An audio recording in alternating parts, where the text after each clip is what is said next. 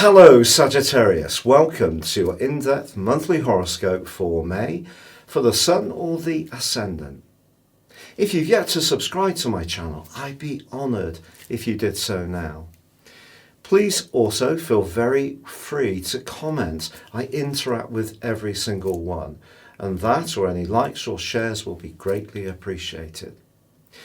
You can also subscribe to my monthly astrology magazine, regular updates by email, or your free daily horoscope by clicking on the link beneath this video. Sagittarius, we are living in momentous times. I always try to measure what I say very carefully on any forecast, because words need to be received in a very sensitive manner, I feel, particularly around these kind of forecasts. But I'm going to try to be even more cautious and careful this month as we face the headwinds of the fallout from the COVID-19 crisis. And I hope you agree that is appropriate. So this month begins with a huge collection of energy through the Sun, which is your drive, Mercury, how you think, Uranus, how you want to change your life around the basic structures of your existence, the sixth solar house, governed in your case by the sign of Taurus. Now, of course, because we've all been compelled to react and respond in quite a quick and sudden way to what's happened, there is in general a state of flux. But for you, there are opportunities this month. There really genuinely are. The collection of the Sun, Mercury and Uranus in Taurus, and also the alliance of your ruling planet Jupiter alongside Pluto, the planet of transformation, is going to come together from the 11th through to the 19th, when the Sun forges a trine with Jupiter and Pluto, and that can be very positive. It can see you changing something in a very fundamental way, which will realign yourself, your efforts to adapt to what's happened. But there's also going to be a huge amount of energy this month in your chart around your interactions with others. Now, relationships have obviously been affected if we've been asked to self-isolate or keep a distance in a more community or personal context.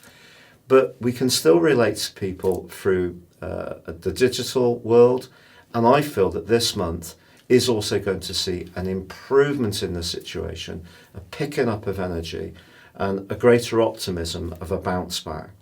And for you, therefore, the combination of these two sets of energies, practicalities in the second house energy with Jupiter and Pluto, and also the energies in the sign of Taurus, combining with the energies in the sign of Gemini, which is all about how you interact.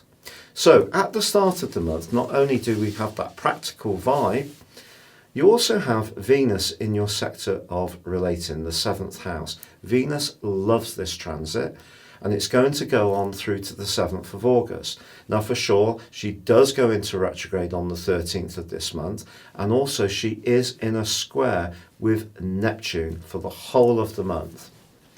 Now, Neptune can be an awesome energy.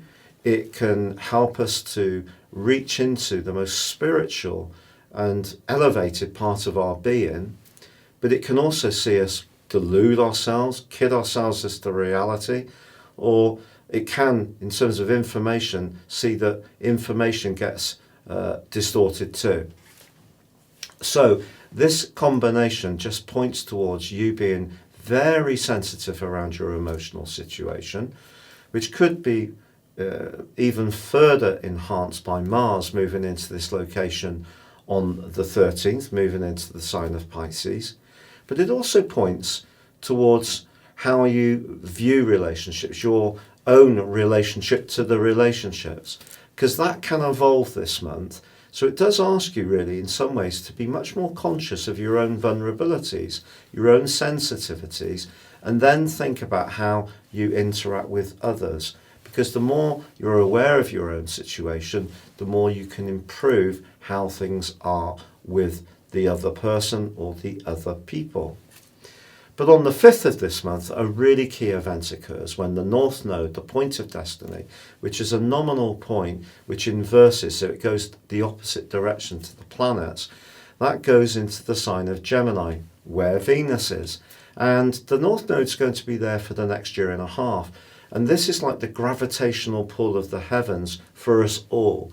We're all being asked to communicate through the prism of Gemini, which is about being agile, quick-witted, open to different ways of doing things and technology.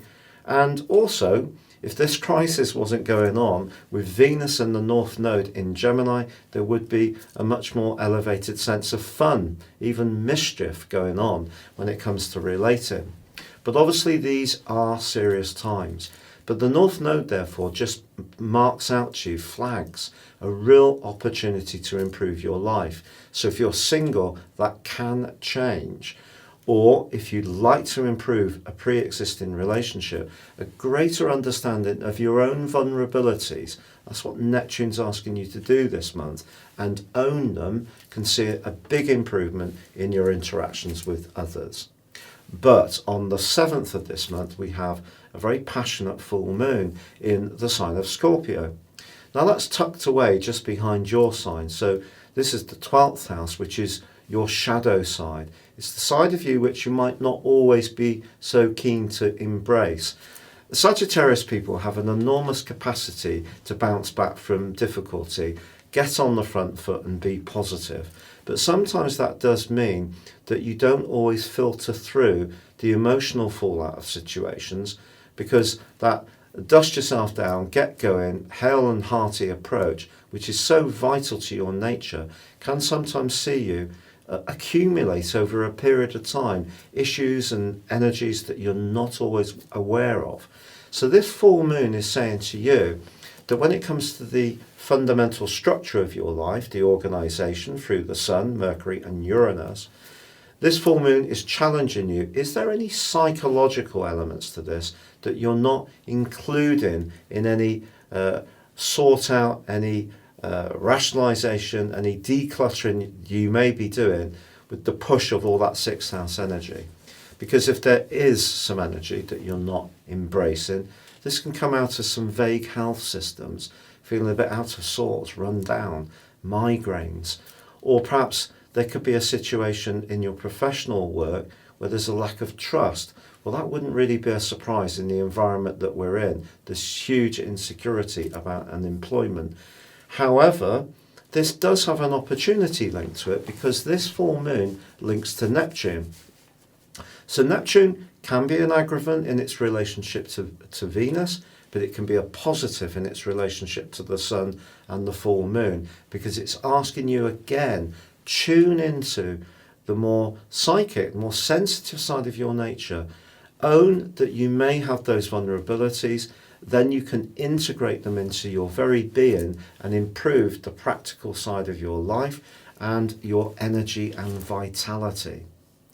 Now, on the 11th of this month, not only does Saturn go into a retrograde in the sign of Aquarius, where you have Mars as well through to the first 2 weeks of this month, and that does point towards perhaps becoming more conscious of how you're relating to others, even if it's quick, frivolous texts and emails.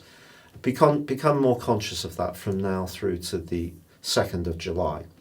Now, Saturn is going to invert from then back into Capricorn. But for now, it is going to help you to structure your thinking in a much more dry, careful way. Saturn can be good as well as a rather resistant energy. But I do think if you've got siblings, there could be a bit of strain during this time. Also with neighbours, perhaps people that in the past you've kind of rubbed along with. Because you are feeling so sensitive at this moment, I think you may be kind of less inclined to play the game. And just be aware of the coolness that you're going to bring to your ideas, your expression, and also your belief systems. But also on the 11th, Mercury moves out of the sign of Taurus and into Gemini, which of course it governs. Now, Mercury might be in its detriment in your sign, but it absolutely loves being in Gemini. So this is going to help to ease the brittleness that all that 6th house energy may have created, and it creates a spirit of give and take. it gets easier to have a debate and not take it too personally if someone disagrees with us. So we can be more logical, more detached, and that's going to help you hugely through to the 28th of this month, 28th of May. But then on the 13th, Mars makes its way into Pisces. Now, Mars in this area is great if you want to get some physical changes to where you live. So add a kitchen, change your bathroom, redecorate, downsize, upsize, move altogether. And from the 19th of this month, Mars forges a great angle to Uranus, which lasts through to the end of the month. So something practical may change at the core of your world, the fourth house. It could be to do with your home. Maybe you're going to start working from home, self-employment.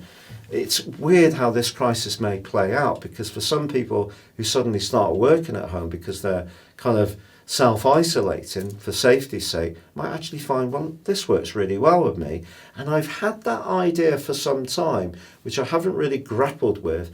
Is there a market that I can see for this innovation, Uranus? And the drive, Mars, to get it moving can be considerable in the second half of this month. But on the 14th, Jupiter, your ruler, does go into a retrograde. And because it is in conjunction with Pluto for the whole of this month, and we're all still coming to terms with the financial impact of the crisis, I think we all have to be realistic about how soon it's all going to get sorted out. My prediction in terms of the economies really getting back on the front foot would probably be about 2.5 years. But please don't feel alarmed at that in terms of the immediate short term. I think it's obviously very serious, and that's why I said I was going to measure my words very carefully. But what Jupiter's retrograde does is makes us look inside. If you've got it retrograde in your natal chart, you're already a much more philosophical rather than a material Sagittarian. So in your second house, it's asking you to think about your self-worth, not just about loot. So how do you feel about yourself at the moment? Do you feel good? Do you feel quite robust? Do you feel that you can personally withstand what's happened in terms of your emotions? Jupiter's asking the question of that for you from here on in. But it may see a slowing down over the next 4 months of just how immediately quickly. We're not going to get back to where we were before it really all blew up just overnight. It's going to take quite a lot of persistence.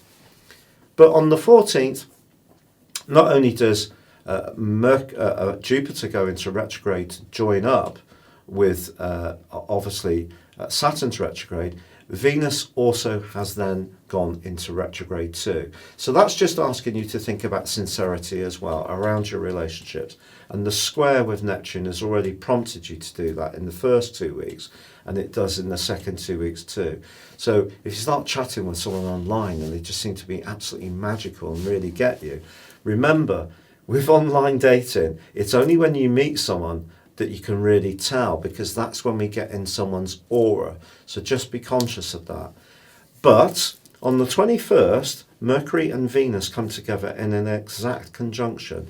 And Venus may be tracking backwards, but Mercury connecting with her on that day also sees the Sun make its way into Gemini.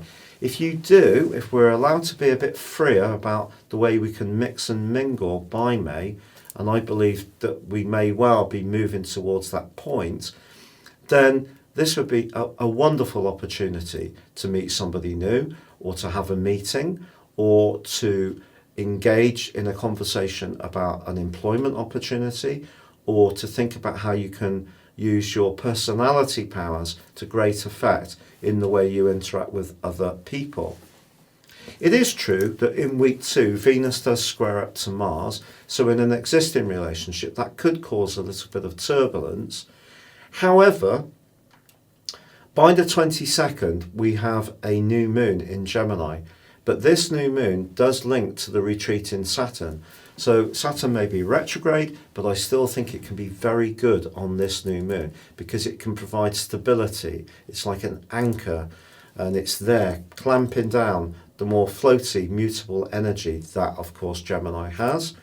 And so this new moon has more oomph, it has more a substance, essentially. So the conversations you have in the last 10 days of this month and the first two-thirds of June can be a cause for optimism, as long as you're running that test of how does it feel at gut level for you in terms of Neptune, and latterly from the second half of this month, Mars in your sector of emotions. How does it feel? And it's giving yourself the permission to feel the feelings on the back of that Scorpio full moon. If you're in denial about it, oh no, I'm not worried about this crisis at all, that's not going to happen to me, this kind of Western take on emotional and mental health, that is not actually going to be good for you. It's about embracing all the different elements of ourselves, feeling cool about that, and if you do, you're going to come into your own gloriously. Now, someone did write on one of my videos, where you're writing about dating, no one's mixing at the moment because of the clampdown. Well, for sure, but then I read on a respected news website that day, I think it was, that loads of people are reaching out online because, of course, more people are at home, therefore they've got more time to think about their personal needs. And this seventh house energy is about your personal needs, but about your need to connect. Now, that's not always a straightforward deal for Sagittarians, because you're the ultimate freedom lover of the Zodiac, perhaps along with Aquarius people. So you don't give away your need for independence easily. It has to feel right. But I think this is where Saturn being in the equation is good, because if you're talking to someone, I think Saturn's going to push you to scrutinise what they say, but do run it through the filter of your feelings, because whether it's engaging in a more competitive role at work, whether it is about meeting up with someone for the first time, online or in person, if hopefully things are improving and settling, there is so much for you to be optimistic about around relationships as you make your way into June. Thank you so much for joining me for your monthly horoscope forecast. I'd love it if you would subscribe to my monthly magazine and my regular mail-outs, which are high quality astro journalism. You can also get your free daily horoscope within this emailed to you each day. Then again, if you'd like to have a one-to-one with me, or order your personal 12-month forecast and character analysis and get 30% off them, please see the links beneath this video. But for now, good luck and goodbye.